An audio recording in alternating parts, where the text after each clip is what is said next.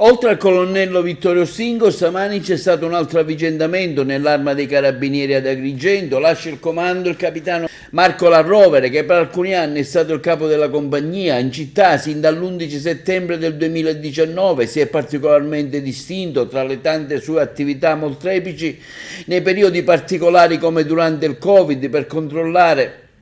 la diffusione del virus, la sua lotta in particolare nel centro storico, zona da Varusella, per contrastare lo spaccio di droga, o come quella scoperta con l'acquisto via web e arrivava con i corrieri postali. Al capitano La Rovere è stato anche conferito il premio giornalistico Cristiana Matano per le sue capacità comunicative e il supporto alla stampa dei giornalisti. Desidero salutarvi e ringraziarvi a voi della stampa principalmente perché sapete che i primi anni, forse anche i primi 3 anni, sono stato referente stampa, quindi abbiamo avuto un rapporto molto intenso e molto vicino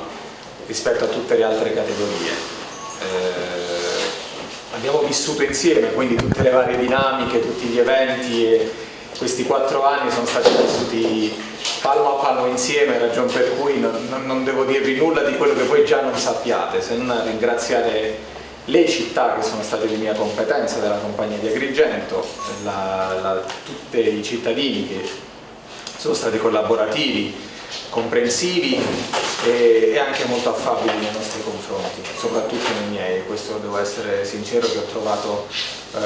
un ambiente entusiasmante, difficile da gestire, però tale da farmi sentire anche un po' a casa, da non farmi sentire la nostalgia di altri posti. Quindi vado via dopo questi 4 anni molto molto felice, professionalmente molto cambiato, e anche umanamente ho trovato veramente dei sentimenti e delle qualità in questo territorio che porterò con me e sarà difficile trovare in altri posti. Al suo posto sombentra il tenente Alberto Sandino, per la prima volta in Sicilia.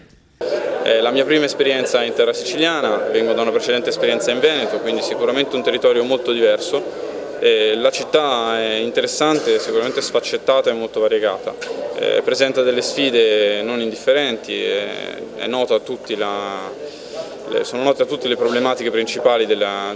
città e della Sicilia in generale. L'ambizione ovviamente è di continuare nel solco seguito dal tenente Rutigliani, mio predecessore, che ringrazio per tutta l'attività svolta ovviamente, e dando una risposta quanto più coerente e quanto più vicina possibile alle esigenze del cittadino. Quindi non soltanto l'attività di contrasto alla criminalità organizzata, ma anche ovviamente l'attività di contrasto ai reati comuni che possono colpire più nello specifico e più nel personale le persone e gli abitanti del territorio.